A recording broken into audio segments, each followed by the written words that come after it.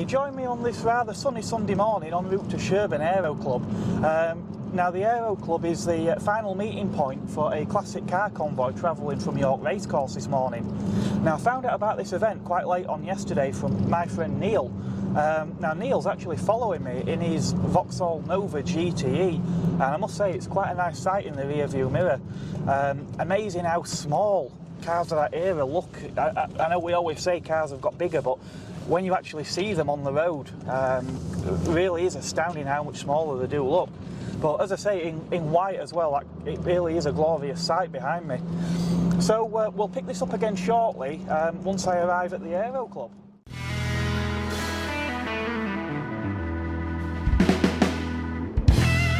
Good morning from Sherburn Aero Club. A few cars here arrived already, but I reckon it's going to be another half hour or so before the rest of the cars arrive.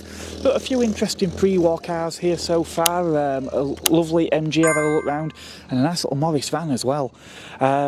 I've also spotted, it seems I'm not the only yellow Megane here this morning, but the other one I can see is actually a Mark II Megane CC. Strange to think that those cars are now, in fact I think they've been out about 20 years this year. So yeah, how time has flown.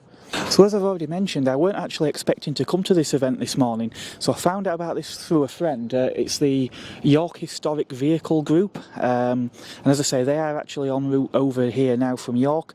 Apparently there's some coming from other parts of Yorkshire as well, so it should be quite a big event here today. Now just something else in the meantime I want to mention. We've just surpassed 250 subscribers, so I'd like to say thank you very much to all those who have subscribed. And if you are enjoying the channel, perhaps you've got friends who might be into this sort of thing, by all means, share a link, let them know about the channel. It does help it to grow. We've passed another milestone as well. I've just surpassed 2,000 hours watched, so yeah, that's right. Collectively you have watched over 2,000 hours worth of my videos, so again thank you very much for that. So right, let's crack on with the show.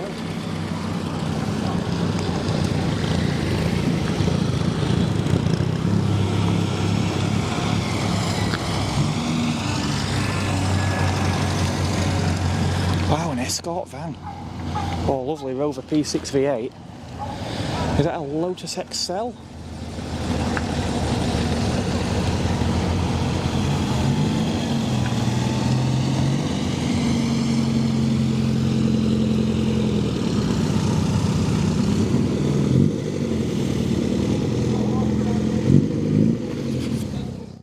Brian, and Brian has got this fabulous red Triumph TR6. Now I did recently drive a TR7, which is a bit of a naughty word in Triumph circles to some. The TR, I actually enjoyed that car more than I expected I would, but the styling is a bit only a mother could love, shall we say. The TR6 remained really popular. People just seem to like the traditional styling. We've also got a 6-cylinder engine under here as well. So Brian, tell us how you came to be the owner of this TR6. I bought this 18 years ago. That's how long I've had it. We haven't restored it. This is as it is when we bought it. It's only done 55,000 miles. It came from Canada originally, because it has the American bumper on the front with the lights underneath it, so it's an export-import, if you like. It came back into this country in, I think it was 1989, with 20,000 miles on the clock. Never been driven hard at all. So I've done nothing to it apart from odd suspension bits, and it's had an unleaded cylinder head. But apart from that, this is the car that I bought 18 years ago. Yeah. And how do you find, is it more of a sports or is it more of a GT type car? It's more of a GT type car, I think. It's not, some people would call it a sports car. Modern day cars are a lot quicker than this now. This will do a top speed of about 115 miles an hour, and it'll do about 36 miles to the gallon. It's on Stromberg carburetors, so it's not an injection model. So it's quite economical really, and now it's 40 years old. There's no tax to pay for it. Yeah. And the insurance is only around about £105 with an agreed evaluation on it, so it's not too bad. Yeah. And you say it's a bit more GT. Do you find it quite comfortable Well, I've been down to Cornwall in it, and it was quite comfortable. Yeah. Yeah. Yeah. Yeah, that's fabulous. It's well, I think I need to have a sit in this car and see what it actually feels like, because I do quite like the look of this one, I must admit. Oh, that feels lovely. Now this has been Z-barted from you before it went out to Canada. It was Z-barted, so all little pegs that you can see in there, they are all where the injection's been put into it. Oh, right. The chassis is the same as well, it's all very injected underneath, so it's absolutely rust-free, is this? So that's why the car's in such good condition. It is, yeah. So we're so it's quite snug with the door shut. I find my arm is a bit like an old Land Rover. You are a bit hemmed in. Now the seat does go back a bit further, I'm told. I'm not going to mess with that, but it is quite compact in here. But I think with the seat slid back ever so slightly, this could actually be quite good for me, because I am a bit sort of long-legged and short-armed, and you do sit with your feet out in front quite a bit. Love this little wooden steering wheel. The rim is so thin, it must be about 10 millimetres, which compared to a lot of modern cars, that's really, really thin. Gear lever falls lovely to hand. Got this fantastic wood dash with these lovely old gauges in here as well, and yeah, quite typically the Smith's gauges as well, which you do find on a lot of older cars. I think what little hair I've got left would probably soon go in here, because my head is sort of level with the top of this windscreen here. But no, it is fantastic, and I love that view again. You look out the front, you've got the long bonnet with these sort of raised front fenders. Yeah, really, really nice. We've even got what looks to be a period radio in here as well. Are these leather or vinyl, Brian? The vinyl. Yeah. So yeah, the seats are vinyl, but I mean, they do look. Yeah, they do look fantastic. Oh, so we've got this transmission tunnel here, but compared to the MGB I drove recently, this actually just seemed quite narrow. In the MG, the wheel was offset. I was sort of squashed against the door, and there was a bit more going on in the middle of the car. I think in here, sort of all the engine and gearbox must be pushed a bit further forward. So yeah, it's actually quite good. And Ryan even appears to have his little table in the back of here as well, so if you do want to go off and have a bit of a picnic or go touring, this could well be the car to do it.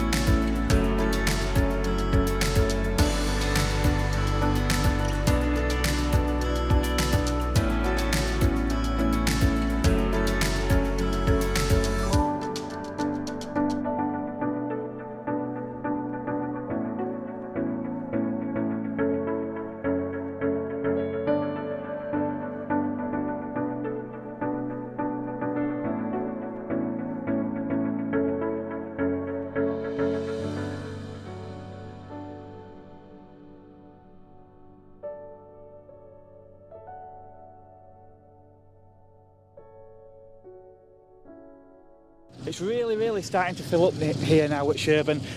Some really cracking cars like this Vanden Plas Princess. Even back then they were doing a lot of badge engineering with cars, so you got things like this where you perhaps had you know, MG, Austin Morris variants of cars. Wolsey were one of the posher ones as well, but probably the top of the tree was Vanden Plas. This car's got a fantastic leather interior, plenty of wood in there. There's also an automatic transmission as well, and that's not the only car we've got. Rover 100 P4 behind me.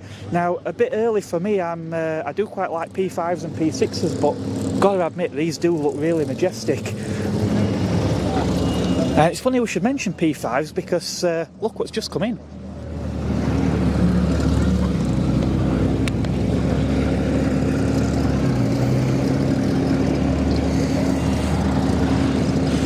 Oh, and there's Paul in his Chevy. I actually interviewed Paul quite recently as well at an event. Oh, fantastic Mercedes SL. Cars are still coming in here, really starting to fill out now. If you like your 80s Vauxhalls, we've got a couple of real gems here. Vauxhall Royale, and next to that a Chevette HS. Really couldn't look more 80s, could it, with that silver paintwork and that red stripe running all the way around it. Sort of deep chin. Yeah, really interesting sight. I'm not sure how these differ to, I think they did a HSR as well. Maybe if you know a little bit about these, drop me something in the comments. I'd love to know what the difference is. I've just been having a chat with Dave. He's got this wonderful yellow Lancia Beta Monte Carlo. I can't remember if I've ever even seen one of these at things like Festival Italia. They must be incredibly rare. And this one's been resto modded, is that right? It has been resto modded, yeah. It's a 1978 Series 1. Previous owners basically gone through it and redone all the bodywork. It's a non-standard colour, it's actually a Fiat colour, which is why you don't see many yellow ones.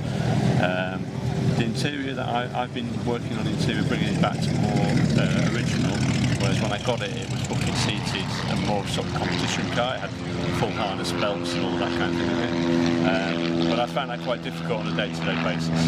Yeah. So I've been gradually working through the inside, bringing it back to more standard. Yeah. It's got Delta wheels on it rather than the standard Monte Carlo wheels. Yeah. Slightly wider tyre, slightly wider track. Yeah, they do look a bit larger as well, the wheels. Yeah, well, they'd be slightly low profile. I think they're more of a low profile tyre than they would have been on the original Monte Carlo. Yeah. It rides really well on them. The suspension on it is amazing. I've got a Fiat Panda 100 HP as my daily driver. Right. And that is worse over potholes by a million miles than this is. This is actually a really smooth rider.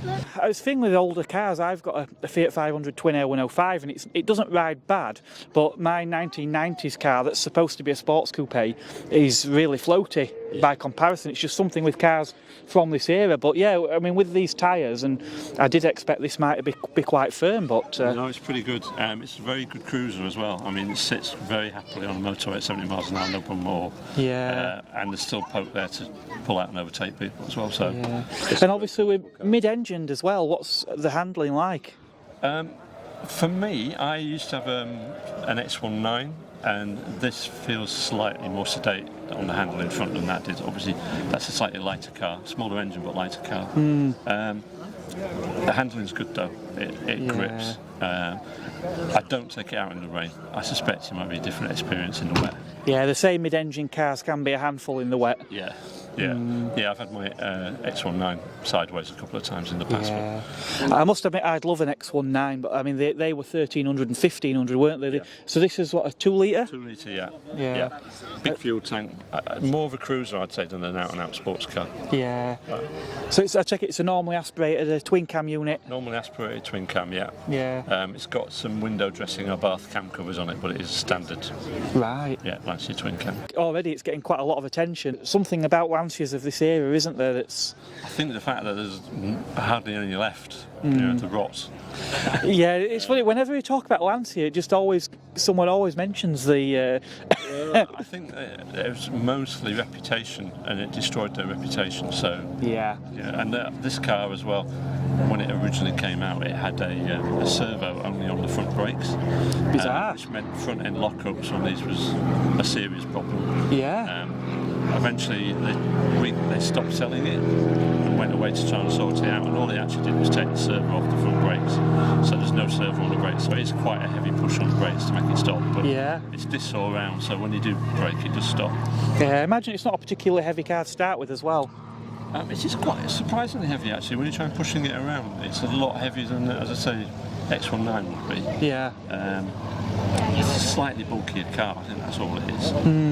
But yeah, it's not massively, it's not heavy by today's standards. Oh. Oh, this is wonderful. Yeah, quite laid back, I'd probably be a bit more upright, but the driving position's actually very, very good indeed. Again, I'm long-legged and short-armed, and in Italian cars that can be an issue, but not so in here. Legs out in front, I say you are quite sort of laid back, but it is a sort of 70s mid-engined car. Lovely little OMP steering wheel in here, and we've got those classic Lancia gauges with the yellow on black. These really strange sort of fuel and temperature gauges as well, really like nothing I've ever, well, the closest I've seen to anything like that is in something like some of the old Citroens. But yeah, really quite a bit of space in here as well, even with this door pulled, it's not bad. Lovely that this car's trimmed out in what looks to be Alcantara as well, that's really, really nice. These are actually quite comfortable, they're not as hugging as I say.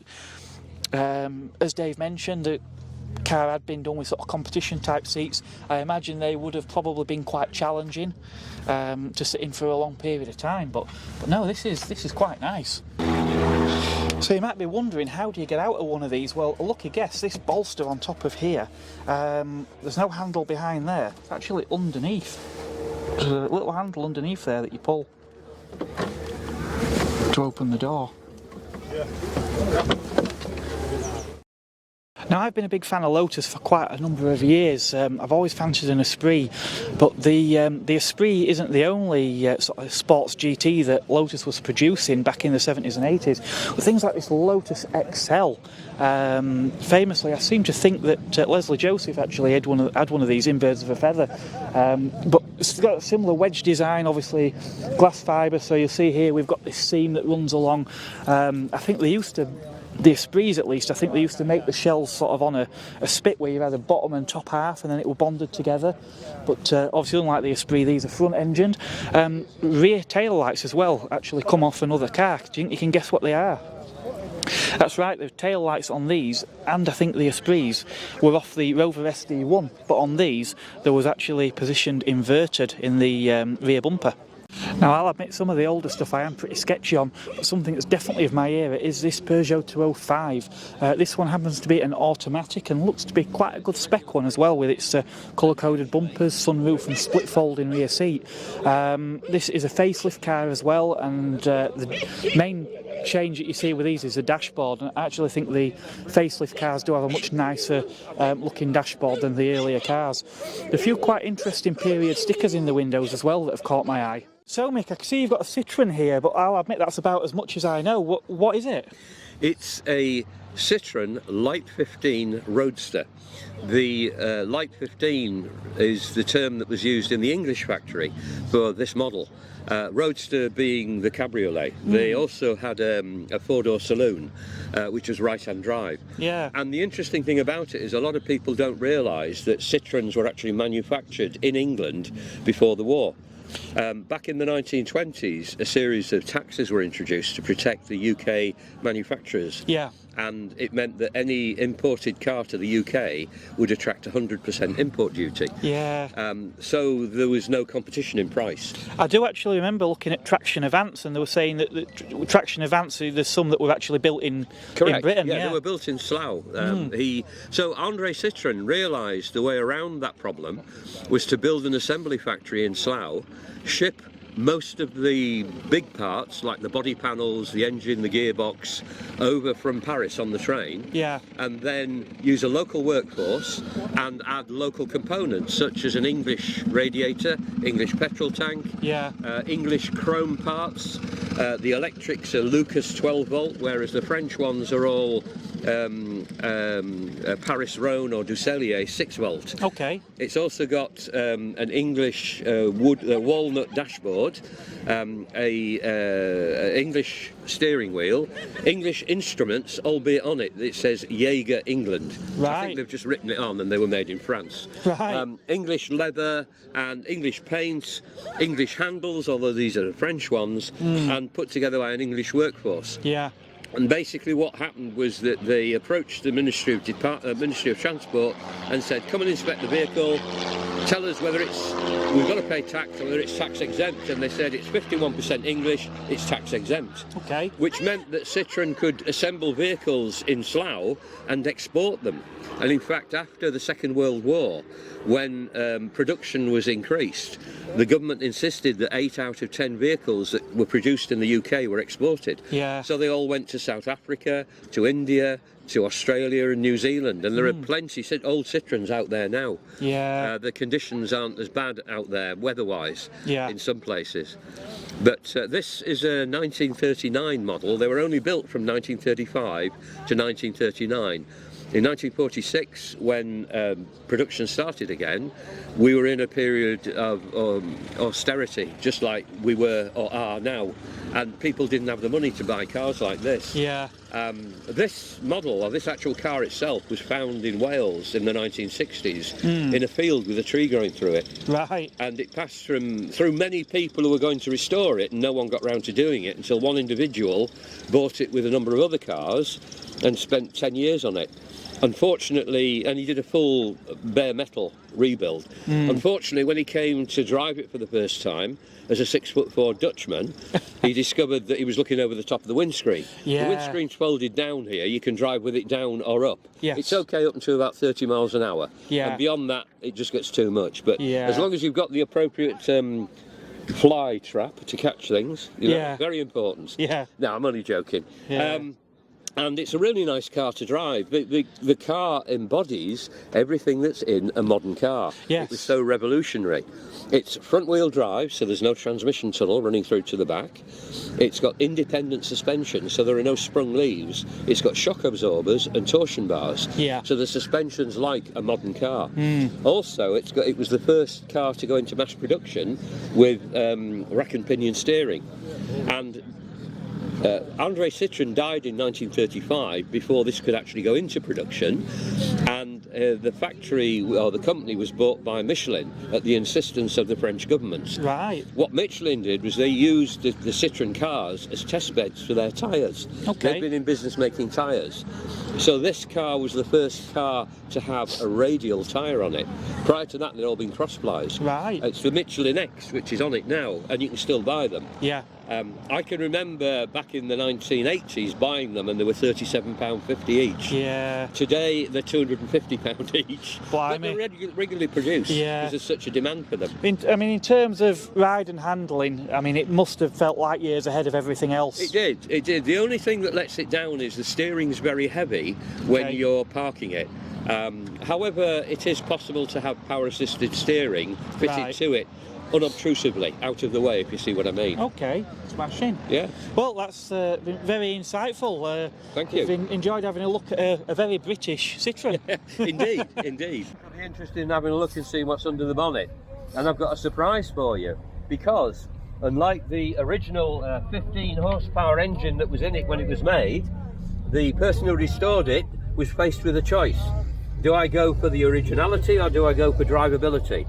So the engine block that you're looking at is that out of a 1962 Citroën ID. The difference being it's got a 4-speed gearbox as opposed to a 3-speed gearbox. Not satisfied with having that, the person who restored it also decided to put twin carburetors on and high compression pistons. So it really does make a difference. I took it and had it on a dynamometer when I first bought it, and rather than 15 brake horsepower, On the front wheels we measured 67 brake horsepower, which I understand loses about 15% in the gearbox, so the power's around about 80 brake horsepower. Nothing you'd actually race in or anything like that. Also interesting to note is that unlike the French cars, which are 6 volt, this is 12 volt with Lucas Electrics. These seem to amaze people. How do you know whether to have them open or closed? And well, that's the winter setting, that's the summer setting. This one the same, although it doesn't quite close fully. We come round the other side.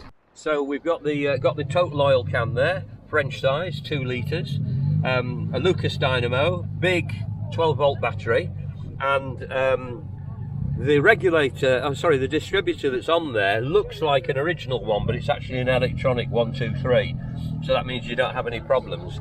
And this little baby here is the piece de resistance. It's a klaxon from a Ford. It's a 6 volt Ford, so when you press the button on that, it goes like billio. The significance of the grille is it's got the famous chevrons on it for Citroën, but you can always tell an English car because the chevrons are hidden on the inside. On a French car, rather than the very early ones, the chevrons are on the outside. On my travels I've bumped into Andrew, who runs the unofficial Yorkshire Classic Car Club on Facebook. Yeah. So if you're in Yorkshire and you've got a classic car, maybe look that one up. They do have lots of little meets and host a lot of events like this one. Now Andrew has a few classic cars, one of which is this fantastic Mercedes. So it's a Mercedes 1984 280 SL. I've had it 9 years, somewhere around there. Been sprayed at some time, but I could never find out who resprayed it. Yeah. But it's a lovely car. When these were new, they were quite an expensive car, weren't they? Yeah, very expensive. I don't really know how much. Everybody's seen them in Dallas, and the other one, I think it was Dallas, was it? Yeah, it was definitely one of those sort of 80s poster cars, weren't it? It's anyone who had a bit of money to throw about had one of these. Now, obviously, you've got an Austin 7 as well, so this must feel very, very different. Completely different. The Austin 7 is very difficult to drive, really. Yeah. Very slow.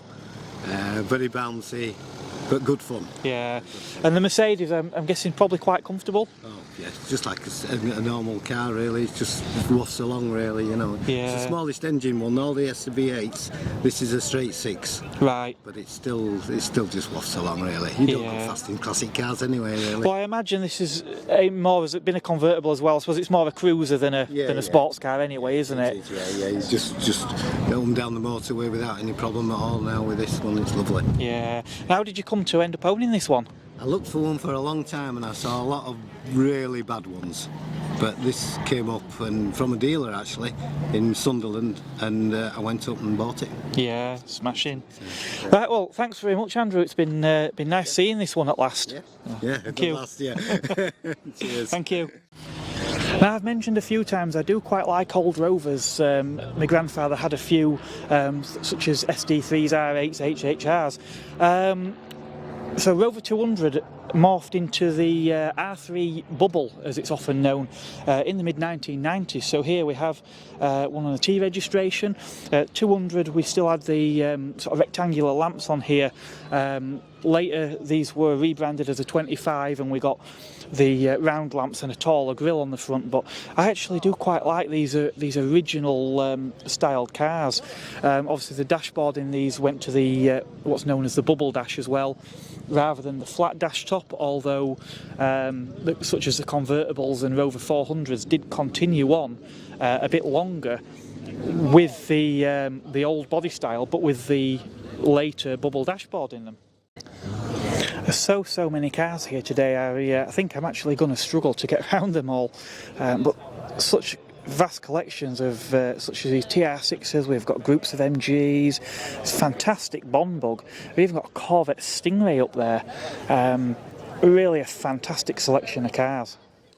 There's so many fantastic cars here that sadly I'm struggling to get around. There's a lot of cars coming and going before I've actually had a chance to see them, so if I've missed your vehicle, it's not intentional. I've just struggled to get around. Lovely Porsche 944, do like those. Yeah, obviously the sun's come out a bit as well here, so I've had to pop the hat on because, well, I haven't got much shielding up there, shall we say. But we've still got a lot of great cars left, like this little Wolsey. Do like these sort of a mini saloon, shall we say, but a little bit posher. Do like those a lot. Mazda 323F, again quite a modern car, but I do remember these quite well from the 90s. In fact, the generation before those had pop-up headlights as well. Sadly, not on these though. Really nice. I'm not sure what spec this one is. I actually saw one of these quite recently at a show, which was a V6 version. But, this looks like a lesser spec model, but still very nice to see nonetheless.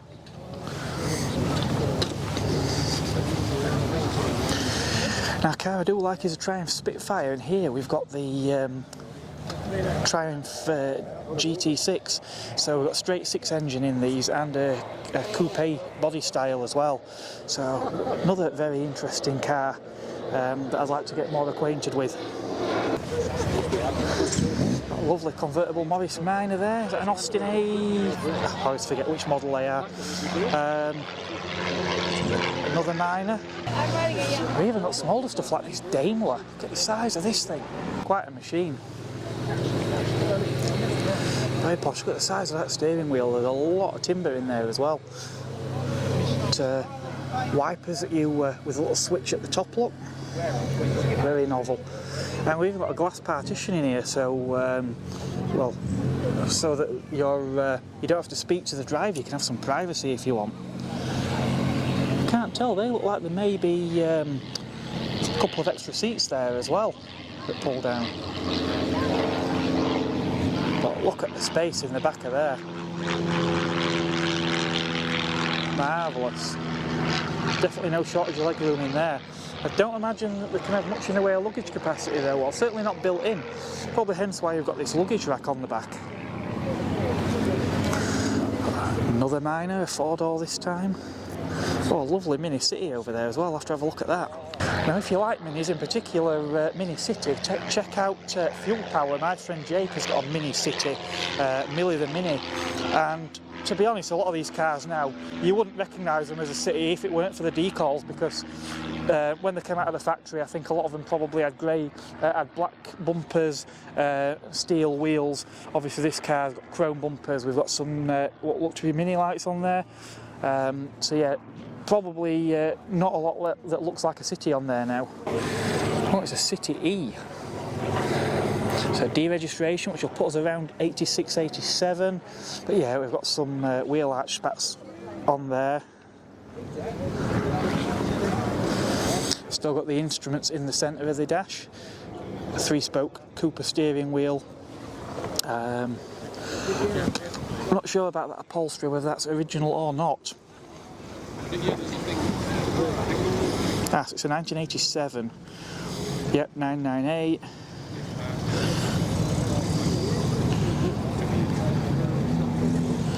Looks like it may have had another engine in. Marvellous. Oh, MGB GT, chrome bumper with wire wheels, yep, like that very much. Another TR6 here. I was speaking to the lady earlier. In this car, it's actually an import, it's a left-hand drive model. That lovely Rover P5B. I like these very, very, very much. And this is a coupe version as well. Coupes are, well, some are a little more desirable. Do tend to command a little bit more money. So you get things like a rev counter in these that you didn't get in the saloon, but as I say, predominantly it's the lower roof line. I'd love either. I am a huge, huge fan of P5Bs. Obviously you've got the Buick V8 in there as well, but just incredibly luxurious cars. The really, and the styling, you've got that sort of American 1950s style with that wraparound windscreen at the front. Same with this rear glass, it sort of wraps around. We've actually got front and rear head restraints in there as well, which is quite remarkable for a car of this era. It's certainly not something that really came in on a lot of mainstream cars for many, many years. Something else we can't walk by without having a look at is this Bond bug.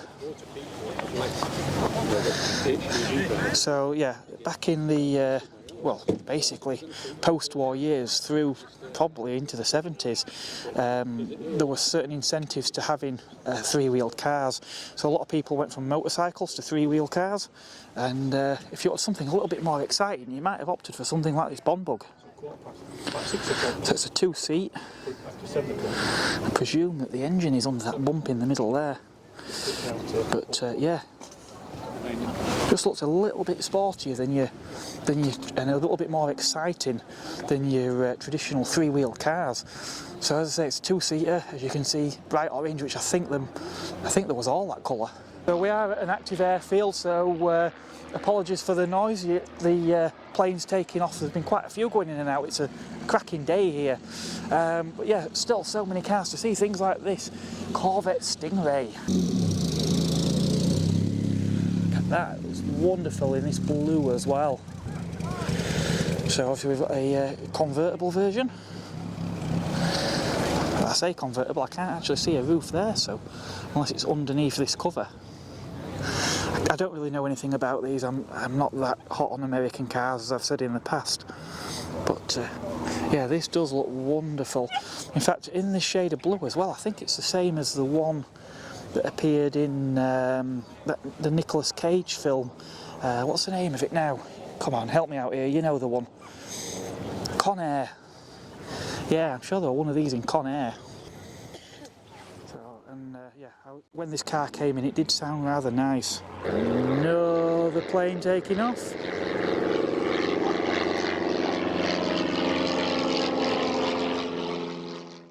So we've got another TR6. Over there, a Vauxhall. Oh, Rover P6 V8, I like those as well, probably unsurprisingly. Yeah, really nice location down here at the airfield as well. It's, as I say, it's right next door to the motorist. But they do host a few events like this. As well as you can come down, obviously, and do a bit of flying. Lotus is that a Lotus Cortina, or is it just a GT? It says on there. It does look like the Lotus with the green and white design. Oh, Willys Jeep.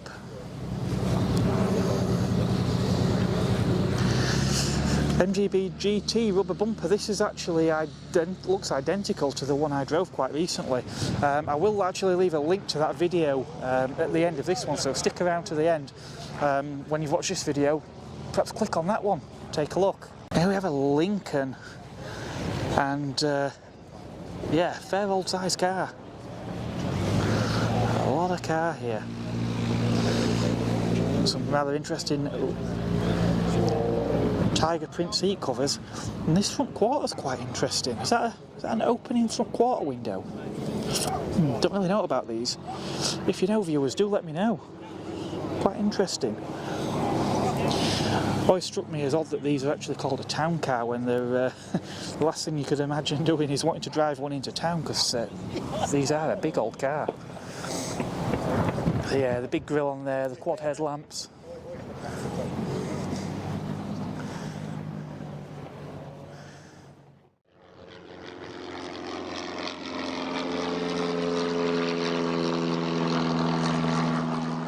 Behind me we have a purple velvet Ford Cortina 2000E. So you really were king of the block if you were driving around in one of these back in the 70s. So very, very 70s in colour. Oh, look at that, we've got the rev counter in there, and this sort of wood veneer. And a little clock down at the bottom in the centre console. It was a bit of a Ford thing from the era. This black vinyl roof, and yeah, the E badge, that's the important bit. Got the E badge on there.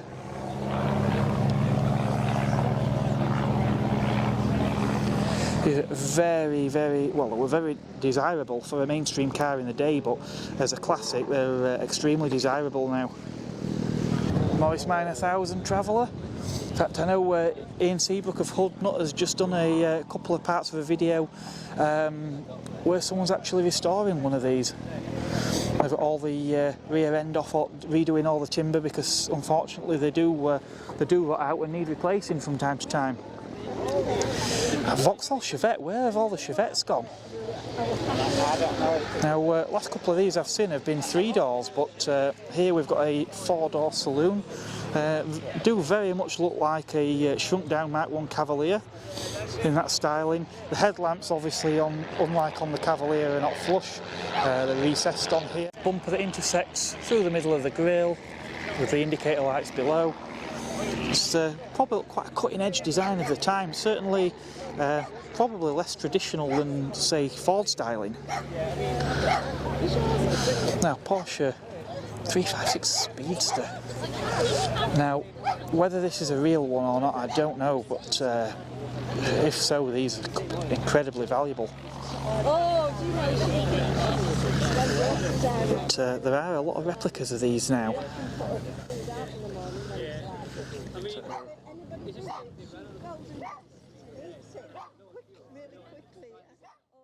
That's magnificent.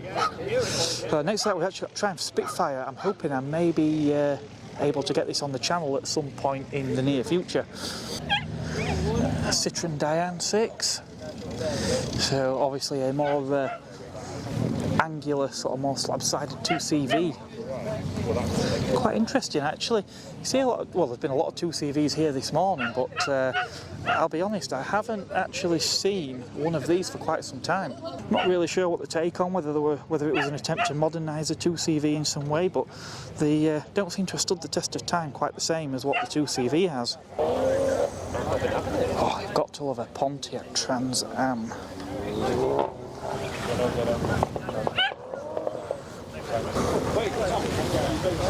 Quite sad actually that Pontiac are no longer around, as again I'm not a huge American car buff, but something about Pontiac seems to be the sort of a sporty car that the average person could aspire to. Then of course, if you do have one of these, you've got to have the eagle on the hood, haven't you? MGs, Austins, I really don't know the half of it about many of these models, but it's just row after row of cars here. I think if Mr. Lloyd of Lloyd Vehicle Consulting had been here today, he would have definitely been pushing at least 10 parts of his shambolic shuffle to try and get all of these magnificent cars in. MGB GT, it's an anniversary one by the look of it. Mark III MR2, in fact Joseph Lloyd has just reviewed one of these quite recently.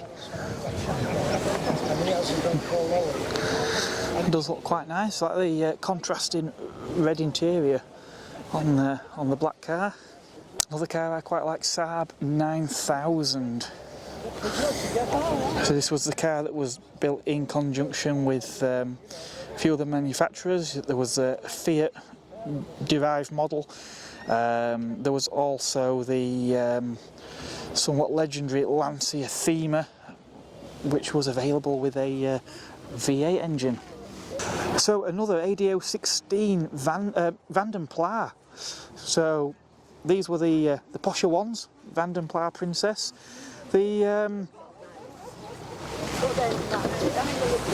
mean, again, look at that leather, the armrest, walnut inside. This one's a manual gearbox, so the one I saw earlier was an automatic, so that's a little bit different, but no, the odds of seeing an ADO 16 but in Vanden Plas and seeing two of them, it's quite a surprise. But, yeah, magnificent. A couple more ADO 16s, so this one's an Austin 1300. I'm not sure what Austin were in the hierarchy of these. I think they were perhaps one of the cheaper ones, but I could be wrong. Riley Kestrel, so Riley, I imagine that would have probably been seen as one of the slightly more premium ones, although not quite as premium as the Vanden Plas. Oh, actually, looks like we've got a rev counter in there as well, so yeah, gorgeous interior. So these ones had the grille on. In fact, from the front end they do look very similar to the Vanden Plas. Obviously the Austin a little bit different. Again, I think there was an MG version as well, which I'm guessing probably looked a bit more like the Austin. Obviously, each of the marques would have had slightly different ethos, you know, as to sort of luxury or sporting. So there were slight differences in the cars. So Fiat 126Bs, I've been speaking to the owner of this car recently. I do quite like these. I would like to feature probably that car or one like it if I get the opportunity. Suzuki Cappuccino. Again, I know someone who's just bought one of these, so I'm hoping I may be able to do a little bit more on these as well. Quite like the look of this Humber. It's, again, a pretty big car for the period. Obviously, very middle management, I would say, this. Probably doing quite well if you had one of these. In fact, this one is very plush. We've actually got a glass divide in there and some tray tables. Lots of leather, a big armrest. I don't know if these normally came with a divide like that, or whether this was ordered to this specification as something a bit different.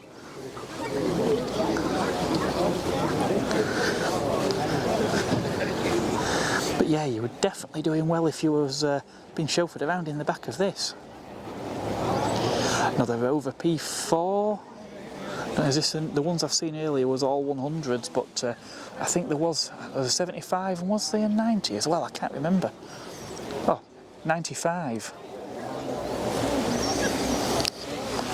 Again, I do have a bit of an affinity for P5s and P6s and sort of SD1s, but these earlier P4s, yeah, they're probably not quite as big a car or as powerful, but they do have a look to them, and I do like these suicide doors as well. Now, I actually saw one of these last year. I really liked it. It was a two-tone blue, and that car really did look good in that colour.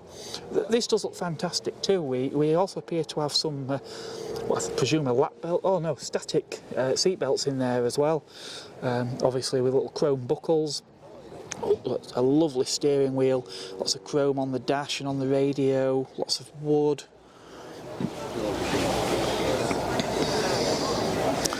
Yes, I imagine there's probably a lot of satisfaction to be had wafting around in something like this. It's almost time to wrap things up, but we can't go without mentioning this fantastic Dodge van behind us here. Now this is absolutely bonkers.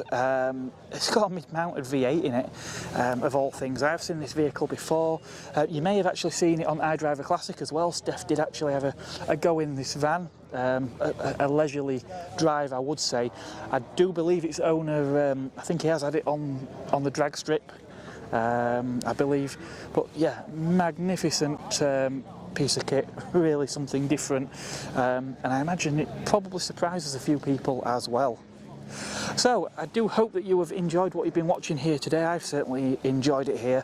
Like I say, all these wonderful cars, active airfield as well, so lots going off with planes coming in and out. So yeah, do make sure you remember to subscribe, hit the like as well, give us a good thumbs up for this video. It does help tell YouTube that you enjoy it, and they might show it to other people, so that helps me a lot.